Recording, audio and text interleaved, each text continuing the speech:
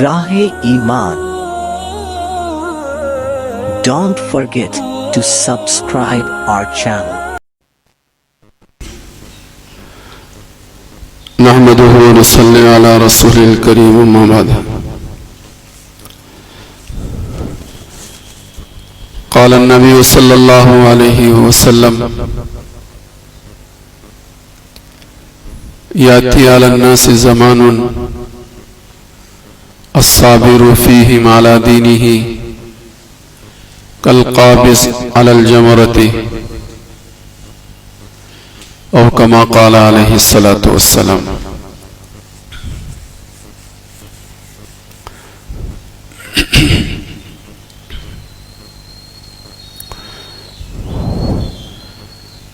بزرگان محترم، عزیزان گرامی، دوستوں اور عزیز ساتھیوں،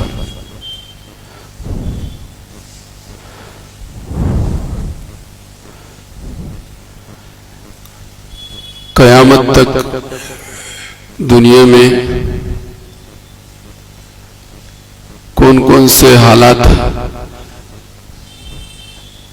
ایمان والوں پر اور غیر ایمان پر آئیں گے، اس کی پیارے نبی صلی اللہ علیہ وسلم نے صاف صاف اور واضح طور پر نشاندہی کر دی ہے.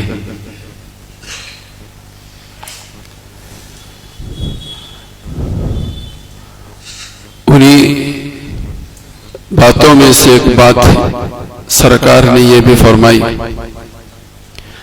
جس کے راوی حضرت انس رضی اللہ تعالیٰ عنہ ہیں، اور یہ روایت میں نے آپ حضرت کے سامنے ایک مرتبہ نہیں انیک مرتبہ سنایا ہے. حضور علیہ السلام نے فرمایا، لوگوں پر ایسا زمانہ آئے گا، یاتی علی الناس زمان الصابر فیہم علی دینہ، کہ اس زمانے میں لوگوں میں سے وہ لوگ جو اپنے دین پر جمیں گے. الصابر فیہم علی دینہ، وہ لوگوں میں بعض لوگ وہ ہوں گے جو دین پر اس زمانے میں جمیں گے، تو ان کا جمنا ایسا ہوگا جیسے کہ آگ کے انگارے کو کل قابض علی الجمرتی، آگ کے انگارے کو اپنے ہتھیلے میں پکڑنا. آگ کے انگارے کو اپنی ہتھیلے میں پکڑے رہنا جتنا مشکل ہے اور جتنا صبر اور تحمل کی ضرورت ہے، فرمایا کہ اس زمانے میں دین پر جمنا اتنا ہی مشکل اور صبر و تحمل کی ضرورت ہے. یہ زمانہ کون سا زمانہ ہوگا؟ اس سلسلے میں، اس روایت کی تشریح میں محدثین نے جو باتیں لکھی ہیں، اس میں یہ فرمایا ہے کہ وہ زمانہ فتنے اور فساد کا ہوگا. ہر آنے والے دن ایک نیا اور پہلے کے مقابلے میں بڑا فتنہ اور فساد اس زمانے میں عام ہوگا. اگر اس روایت اور اس روایت کی تشریح کو سامنے رکھتے ہیں تو ایسا محسوس ہوتا ہے کہ وہی وہ زمانہ ہے کہ جس زمانے سے میں اور آپ گزر رہے ہیں. ہر آئے دن ایک نیا فتنہ اور طرح طرح سے حالات، زندگی کا دوبھر ہونا، زمین اپنی وسعتوں کے باوجود اللہ کے ماننے والوں پر تنگ ہونا، مستقبل میں نا امیدی، یہ ساری چیزیں ہیں کہ جس سے ایسا محسوس ہوتا ہے یہی وہ زمانہ جس زمانے کے متعلق پیارے نبی صلی اللہ علیہ وسلم نے فرمایا. تو پہلی بات تو محدثین نے یہ بات لکھی کہ اس زمانے میں فتنہ اور فساد خوب ہوگا. ان کی الٹی بھی سیدھی ہوگی، ہماری سیدھی بھی الٹی ہوگی. وہ جو کچھ کریں وہ وفادار ہوں گے. مسلمان کچھ بھی کرے اپنے حق کے لیے کرے, آئین کے حدود میں رہ کر کرے تو وہ بے وفا قرار دیا جائے گا. یہ ساری شکلیں و صورتیں ہم اور آج آپ تمام حضرات آئے دن سن رہے ہیں اور دیکھ رہے ہیں. دوسری چیز, اس زمانے میں گناہوں کی کثرت ہوگی, گناہ گاروں کا غلبہ ہوگا. یہ میرے اور آپ سب کے لیے لمحے فکریہ ہے کہ حالات دن بدن بد سے بدتر ہوتے چلے جا رہے ہیں, لیکن پھر بھی دین کے ایک رکن نماز جیسی اہم چیز کی طرف بھی ہم میں سے 100 آدمیوں میں ایک آدمی بھی آگے قدم بڑھاتا ہوا نظر نہیں آتا. حالات تو اس سے بدتر ہیں کہ جس کی بدتری کو ہم بیان نہیں کر سکتے, اتنے بد سے بدتر ہوتے چلے جا رہے ہیں. لیکن ہماری غفلت اور بے فکری اور لاپرواہی اور دین سے دوری, دین بیزاری بھی, اس میں بھی روز افزو ترقی ہو رہی ہے. اس میں کمی کیا ہوتی, ترقی ہوتی چلی جا رہی ہے, بڑھتے چلے جا رہے ہیں. گناہوں میں, فسق و فجور میں, عیاشی میں, بدماشی میں, اوباشی میں, نفسانیات میں, شہوانیات میں, حیوانیت میں مسلمان دن بدن آگے بڑھتا تھا. ان سے ہمارا کوئی لینا دینا نہیں ہے. ہمیں تو اپنے حالات پر ہی کچھ گفتگو کرنی ہے. تو سرکار مدینہ محمد عربی صلی اللہ علیہ وسلم نے جو فرمایا ہے وہ زمانہ ہوگا کہ جس زمانے میں فسق و فجور کا غلبہ ہوگا اور فسق و فجور میں مبتلا لوگ جو ہیں دنیا میں غالب ہوں گے. چنانچہ یہ چیز بھی آج ہم اپنی آنکھوں سے دیکھ رہے ہیں کہ کیسے فاسق لوگ, کیسے فاجر لوگ جو انسانیت سے دور تک بھی ان کو کوئی واسطہ نہیں, ایسے آج لوگ جو ہیں ہمارے بڑے ہیں, ذمہ دار ہیں, حکمراں ہیں, حاکم ہیں, گورنر ہیں اور مختلف شعبوں پر وہ آج عہدوں پر وہ فائز ہیں, جن کے دلوں کے اندر کہنے کو تو جانوروں کی تو ہمدردی کہی جا سکتی ہے, لیکن انسانوں کی ہمدردی ایک رائی کے دانے کے برابر بھی ان کے دل و دماغ میں ہمیں ظاہر نظر نہیں آتی. تو یہ سب صورتحال سرکار مدینہ محمد عربی صلی اللہ علیہ وسلم نے فرمایا کہ وہ زمانہ ہوگا کہ جس زمانے میں فسق و فجور, گناہوں کا غلبہ ہوگا اور گناہگاروں کا غلبہ ہوگا.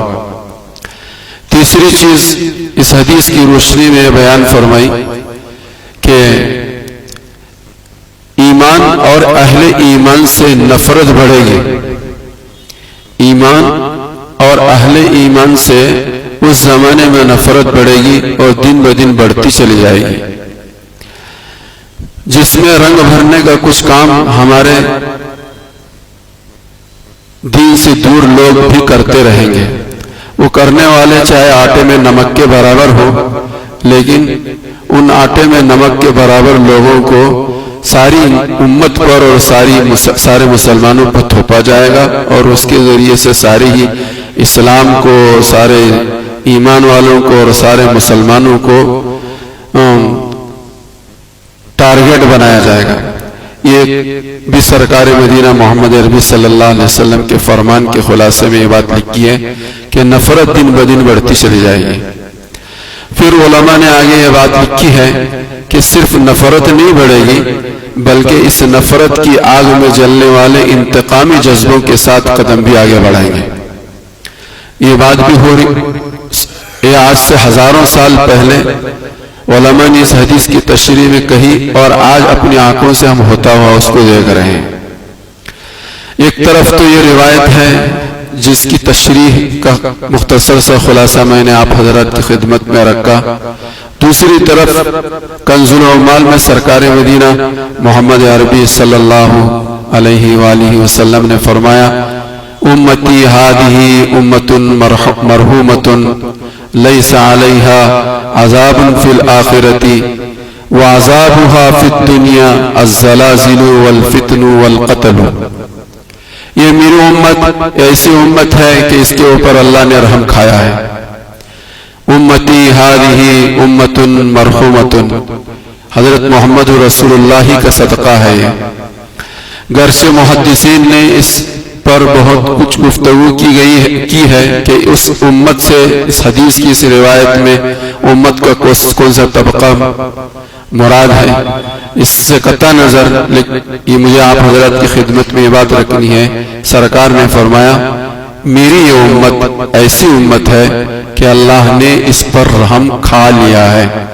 امت مرحومۃ، اس امت پر اللہ نے حضرت محمد رسول اللہ کے صدقے میں، آپ کی برکت میں رحم کھایا ہے. وہ رحم کھانا یوں ظاہر کیا ہے حدیث میں سرکار نے کہ لیس علیہا عذاب فی الآخرۃ، کہ اس امت کو کل قیامت کے دن کسی قسم کی کوئی گرفت نہیں ہوگی، گرفت نہیں ہوگی. ان کے کیے کی سزا قیامت کے دن نہیں ملے گی، ان کی سزا ان کو دنیا میں ملے گی. سرکار نے فرمایا عذابها فی الدنیا الفتن والزلازل والقتل، میری امت کے کیے کی سزا دنیا ہی میں ان کو ملے گی، اور اس شکل میں ملے گی کہ ان کے اوپر طرح طرح کے زلزلے آئیں گے، اور طرح طرح کے ہر دن نئے فتنے اٹھتے رہیں گے، جس کی وجہ سے ان کی زندگی اور مایوسی کی طرف ان کا خیال بڑھ رہا ہوگا، اور نہ دنوں کو چین ہوگا نہ راتوں کو ان کے لیے سکون ہوگا. ایسے فتنے اس دنیا میں اٹھیں گے، یہی ان کے دنیا میں کیے ہوئے غلط کاموں اور غلط حرکتوں کی سزا ہوگی. اور پھر سرکار نے فرمایا والقتل، میری امت کے بہت سارے افراد ایسے بھی ہوں گے ناحق لوگ قتل کرنے والے ان کو قتل کریں گے، اور ان کا قتل ہونا ہی ان کے گناہوں کی سزا بن کر آخرت میں وہ جنت کے حقدار بن کر اس دنیا سے رخصت ہوں گے. یہ بھی روایت ہمیں اور آپ کو سامنے ملحوظ رکھنا چاہیے. پہلی روایت کی تشریح میں بھی اور مستقل الگ طور پر روایتیں بھی حدیث پاک کے اندر ملتی ہے کہ اس زمانے میں سرکار مدینہ محمد عربی صلی اللہ علیہ وسلم نے کرنے والے کام کرنے والوں کے لیے جو بشارت دی ہے، فرمایا لِعَامِلٍ فِيهِنَّ، ایسے پرفتن زمانے میں جب فتنوں کی آگ جل رہی ہوگی، تعصب کی اور نفرت کی آگ جل رہی ہوگی، انتقامی سلسلے میں انتقامی جذبوں کے ساتھ قدم ان کے آگے بڑھ رہے ہوں گے، ایسے زمانے میں بھی کچھ لوگ نیکیوں پر کھڑے ہونے والے، دین پر کھڑے ہونے والے، اللہ کے حکموں پر کھڑے ہونے والے، حضرت محمد رسول اللہ صلی اللہ علیہ وسلم کے کھڑے ہونے والے ہوں گے اور رہے ہیں اور رہیں گے ہمیشہ. سرکار نے فرمایا کہ ایسے زمانے میں نیکیوں پر کھڑے ہونے والوں کا اجر 50 رجلا، اجر 50 رجلا یعملون مثل عملکم. سرکار نے فرمایا اس زمانے میں کرنے والے کام کا ایک کرنے والا ایک کام کرے گا، لیکن ان کو 50 لوگوں کے کرنے کا ثواب ملے گا. صحابہ نے حضرت محمد رسول اللہ صلی اللہ علیہ وسلم سے پوچھا، دوسری روایت میں اس کا تذکرہ، یا رسول اللہ ہمارے میں کے 50 لوگ یا اس زمانے کے 50 لوگ؟ قربان جائیں صحابہ پر. بھائی صحابہ کے زمانے میں ایک کام کیا، اس کا اجر اتنا ہے کہ اس کے اجر کو ہم میں اس کے سب مل کر بھی نہیں پہنچ سکتے. تو سرکار سے صحابہ نے پوچھا، یا رسول اللہ اس زمانے میں کرنے نیکی کے کام کرنے والے کو جو 50 آدمیوں کی نیکیوں کا جو ثواب ملے گا، اس زمانے کے کرنے والے 50 آدمیوں کا کیا ہمارے زمانے کے 50 لوگوں کا؟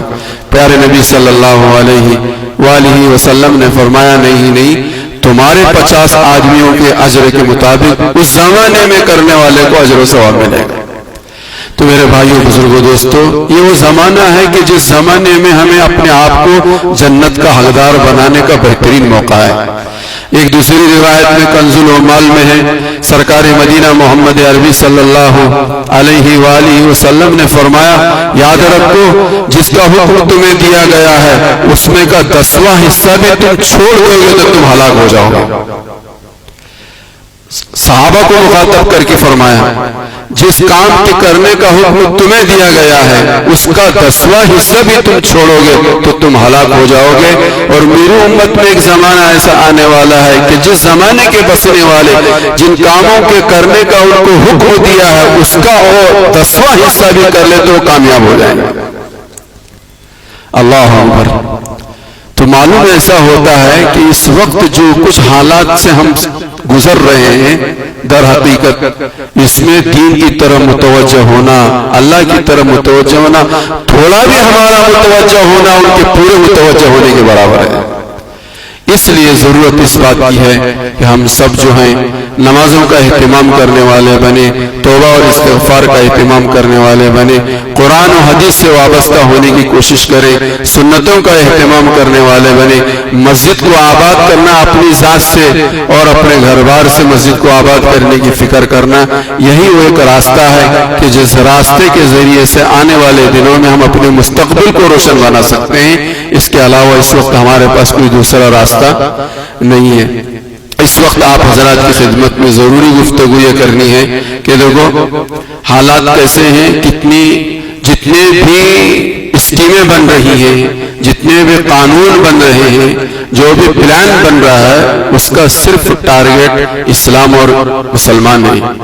اس کو سمجھتے ہوئے ہمیں اور آپ کو اور ان کے آگے کے پلان کیا ہیں، ان کے منصوبے کیا ہیں، وہ چاہتے کیا ہیں، کس راستے سے تمہیں کس مصیبت میں مبتلا کرنا چاہتے ہیں، یہ ساری چیزوں کو سامنے رکھتے ہوئے الحمدللہ ہمارے اکابر، ہمارے اسلاف، دور نظر رکھنے والے، دور اندیشی سے دیکھنے والے، ایمانی بصیرت ایمانی سے دیکھنے والے اور ہماری اور آپ کی رہبری کر رہے ہیں۔ اس وقت قانون کے دائرے میں رہتے ہوئے ہمیں خدا کے ہر حکم کو پورا کرنا ہے۔ قانون کے دائرے میں رہتے ہوئے اس کے اندر کیا کیا وسعتیں ہو سکتی ہیں، کیا کیا سہولتیں ہو سکتی ہیں، یہ فقہا کا کام ہے، حضرات علماء کرام کا کام ہے، وہ ہماری رہبری کر رہے ہیں۔ ہم اس رہبری کے اندر ہمیں وہ سارے کاموں کو انجام دینے کی کوشش کرنی چاہیے۔ مجھے آپ حضرات کی خدمت میں بات کرنی ہے کہ صاحب نصاب جتنے لوگ ہیں ان کے اوپر قربانی واجب ہے، کسی بھی قیمت پر قربانی کسی پر معاف نہیں ہے۔ اس کی کیا شکل ہو سکتی ہے فقہا سے معلوم کرے اور اس کو پورا کرنے کی حتی الامکان کوشش کرے۔ تمام تر کوششوں کے باوجود اگر خدا نہ کرے اور 1000 بار نہ کرے ایسا تو نہ ہو، لیکن اگر پھر بھی ایسا ہوتا ہے تو بھی وہ حکم اس حکم سے ہم سبکدوش نہیں ہو سکتے۔ تمام تر کوششوں کے باوجود اگر کوئی آدمی صاحب نصاب جس پر قربانی واجب تھی اور وہ قربانی کر نہیں پایا تو الفقہا نے بات لکھی ہے کہ اس کے ذمہ واجب ہے کہ قربانی کے دنوں کے بعد وہ ایک بکری یا بکرا یا یہ کہ اس بکری اور بکرے کی جو قیمت بن سکتی ہے اس کو صدقہ کرنا اس پر واجب ہے، جب تک اس کے کانوں سے یہ خدا کا حکم اترے گا نہیں۔ اس کی گردن اگر وہ نہیں کرتا ہے تو اس کی گردن ناپی جائے گی۔ تو یہ تمام مسائل میں ہمارے سامنے اور آپ کے سامنے ہونے چاہیے۔ ان ساری چیزوں کو، ملک کے حالات کو بھی سامنے رکھیں اور قرآن اور حدیث میں جو احکام اللہ اور اللہ کے رسول نے ہمیں دیے ہیں ان کو ان حالات میں اس ملک اس قانون کے اندر رہتے ہوئے ہم کیوں کر اور کس طرح سے ان کاموں کو انجام دے سکتے ہیں، اس طرح سے ہم انجام دینے کی کوشش کریں۔ بار بار یہ بات کہی جا رہی ہے، ہم کیا کرتے ہیں ہمیں ہی معلوم ہو، ہمارے علاوہ کسی کو معلوم نہ ہو۔ ہم قربانی دے رہے ہیں، پورے دنیا میں اس کی تشہیر کر رہے ہیں، پورے شہر میں اس کی تشہیر کر رہے ہیں۔ یہ تشہیر، یہ دکھلانا کس کے لیے ہے؟ یہ تو نام و نمود ہے، شہرت ہے۔ اس سے گریز اور پرہیز کریں۔ آپ کیا کر رہے ہیں آپ ہی کو معلوم ہونا چاہیے، اس لیے آپ تمام حضرات سے گزارش ہے اس بات کی کوشش کریں۔ الحمدللہ ملک کے اندر ابھی بھی ایسے خطے ہیں کہ جہاں پر بآسانی بسہولت ہم اپنی قربانیاں دے سکتے ہیں۔ پہلے تو اس بات کی کوشش کریں اپنے وطن میں، اپنی جگہ پر، اپنی نظروں کے سامنے وہ ہمارے تمام احکام پورے ہوں، جس میں ہمیں دل کو بھی اطمینان ہو اور ہماری نظروں کے سامنے ہو، قانون کے دائرے میں رہتے ہوئے اس کی کوشش کریں۔ اگر اس تمام کوششوں کے باوجود یہ چیزیں ہمیں مہیا نہیں ہوتی ہیں تو الحمدللہ ادھر ادھر دائیں بائیں بھی ایسی چیزیں ہیں کچھ کہ جہاں پر ہم اپنی قربانیاں کر سکتے ہیں، اور بکرے کی قربانی کے لیے تو کوئی مسئلہ نہیں ہے، گرچہ بات تو ایسی یہ بھی آ رہی ہے کہ ہر جانور کے ذبح ہونے کے لیے وہ کیا کہتے ہیں، جہاں وہ مذبح ہے، ذبح ہونے کی جگہ ہے، اسی جگہ قربانی کرنا ایک قانون انہوں نے بنا لیا ہے۔ ابھی وہ قانون پر عمل نہیں ہوا ہے، وہ بات الگ ہے، لیکن وہ قانون تو سب کے لیے نہیں، وہ قانون تو میرے اور آپ کے لیے ہے۔ وہ کسی نہ کسی بہانے پر، یہ جانوروں سے الفت نہیں ہے، ذبح یہاں اور وہاں کا مسئلہ نہیں ہے، مسئلہ کچھ اور ہے، کچھ چاہتے کچھ اور ہے۔ کسی نہ کسی طرح سے مجھے اور آپ کو قانون کی زنجیروں میں جکڑنا، یہ اصل مقصد ہے۔ تو ہم ان آنے والے دنوں میں اپنے آپ کو کیسے محفوظ کر سکتے ہیں، قانون کا بھی فاصل و لحاظ رکھیں اور اپنی بھی حفاظت ہو اور احکام خداوندی بھی پورے ہوں، اس کی کیا شکلیں صورتیں ہو سکتی ہیں، اس کے مطابق میں بھی اور آپ بھی قربانی دینے کی کوشش کریں۔ اللہ مجھے اور آپ کو سب کو عمل کی توفیق عطا فرمائے، آنے والے دنوں میں ہمارے اور آپ کے اور پوری امت مسلمہ کے حق میں خیر کے فیصلے فرمائے۔ وآخر دعوانا ان الحمد للہ رب العالمین۔